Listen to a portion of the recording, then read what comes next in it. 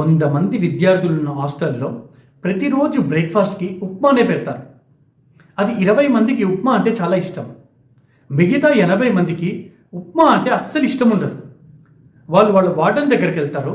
Sir, ప్రతిరోజు బ్రేక్ఫాస్ట్లో ఉప్మా మేము తినలేము, మీరు ఏదైనా మార్చండి అని చెప్తారు. అప్పుడు వాళ్ళ వార్డెన్ అంటాడు, సరే మనం ఓటింగ్కి వెళ్దాము అని చెప్తాడు. ఈ 80 మంది బాగా సంతోషిస్తారు. ఎందుకంటే ఇంకా ఉప్మా ఉండదు, వేరే టిఫిన్ వస్తుంది అని. ఓటింగ్ జరుగుతుంది, రిజల్ట్స్ వస్తాయి.